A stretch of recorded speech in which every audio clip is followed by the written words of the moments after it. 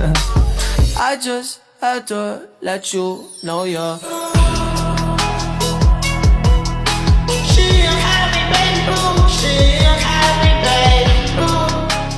Dua, tiga.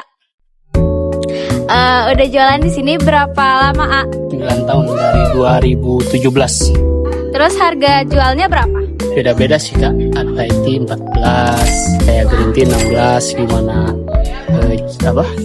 produk beda-beda gitu produknya. Produksi banyak, harganya tetap atau berubah dan dapat diskon atau enggak?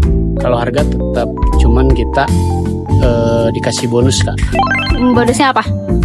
dari minumannya sendiri. Dalam sehari dan sebulan penghasilannya kira-kira berapa? Kalau jualan sih nggak nentu sih Kak. Selalu berubah-ubah gitu ya? Ya selalu berubah-ubah. Ada biaya sewa atau enggak? Kalau ada per bulannya berapa? Kita di sini sistemnya bukan sewa tapi persentasi. Jadi setiap hari dari penjualan tuh dipotong persenan. Per hari biasanya kejual berapa? Pukul rata aja. Iya, benar. Pukul rata paling buat sekarang 50 cup bisa. 50. Pernah rugi atau enggak? Kalau rugi itu pada saat kondisi apa sih? Pernah rugi waktu pandemi Kak. Kita udah belanja banyak, nggak tahu tiba-tiba pada libur bahan di rumah jadi beku atau kelewat kadaluarsa ya. Itu dibuang, kita hampir rugi nyampe 3 jutaan. Nah, tadi kan kita udah tanya-tanya nih yang punya penjual.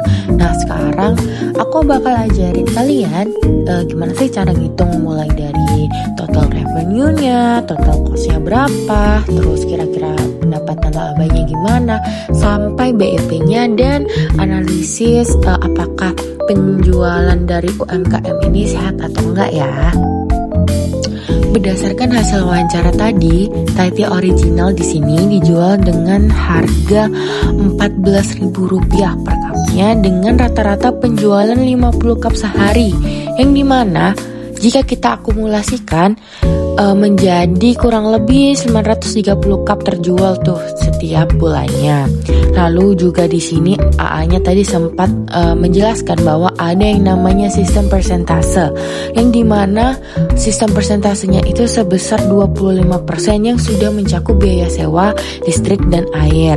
Lalu juga si AA bisa mengantongi omset sekitar 13 juta rupiah setiap bulannya. Tapi gimana sih hitung-hitungan matematikanya? Pertama, kita bedah dulu biayanya. Di sini ada fixed cost sebesar Rp500.000 untuk penyusutan alat. Nah, yang unik adalah variable cost-nya. Selain biaya bahan baku, ada sistem bagi hasil ke kampus nih sebesar 25%. Jadi total biaya variabel per cupnya adalah Rp4.850. Nah, jadi perhitungannya di sini adalah harga jual P sama dengan Rp14.000, jumlah penjualan Q 930 cup per bulan. Sedangkan biaya tetap fixed cost-nya adalah Rp500.000, biaya variabel cost bagi hasil yaitu 25% dikali Rp14.000. Nah, bahan bakunya yang terdiri dari bubuk, susu, gula, dan cup sebesar Rp1.350. Total variabelnya adalah Rp4.850. Nah, dari data itu kita bisa susun fungsinya nih. Pertama, kita cari total revenue-nya. Kan ingat ya, rumus total revenue itu adalah P dikali Q. Nah, sekarang kita tinggal masukin aja P sesuai harga jualnya tadi 14.000, lalu dikali dengan Q yang hasilnya 14.000 Q. Nah, sekarang kita cari total cost-nya nih. Kan rumus total cost adalah FC plus V dikali dengan Q. Nah, fixed cost tadi sudah kita ketahui kan, sejumlah 500.000.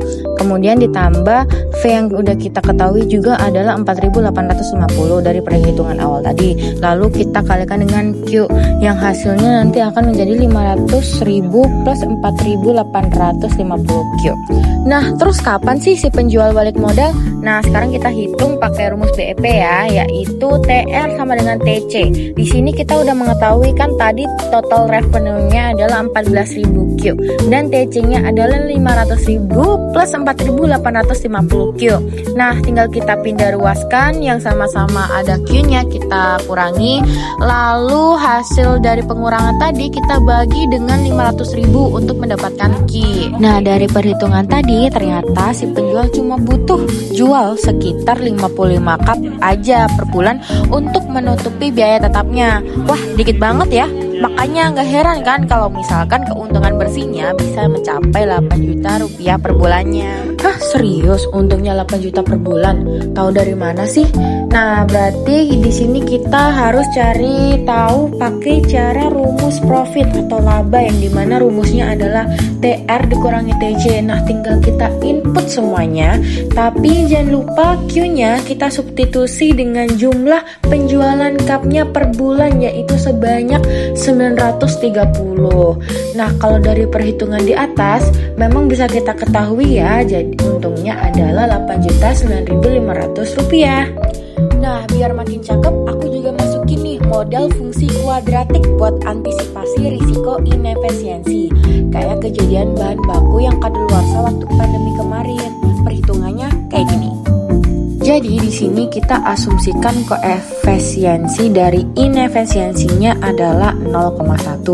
Dari sini kita dapat fungsi biaya baru yaitu 0,1 Q kuadrat plus 4.850 Q plus 500.000 rupiah.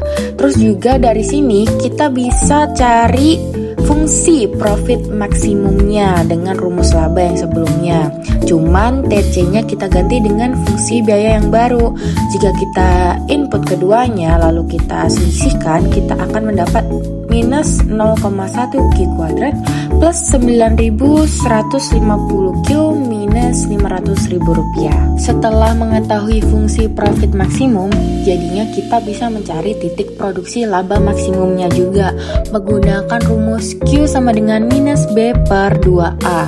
Variabel B di sini adalah 9.150. Lalu kita masukkan dan variabel A-nya adalah minus 0,1. Nah, jika kita operasikan, kita mendapat 45.750 Kak. Secara matematis, titik keuntungan maksimalnya ada di angka yang sangat besar, yang artinya selama berjualan di lokasi strategis ini, bisnis si AA punya potensi cuan yang gede banget dan tentunya sangat sehat secara ekonomi. Jadi terbuktikan kalau matematika ekonomi itu aslinya seru banget kalau diterapin langsung ke bisnis nyata. Itu tadi adalah hasil analisis dari kelompok kami. Semoga bermanfaat ya. Sampai jumpa lagi. Dadah. I just had to let you know you're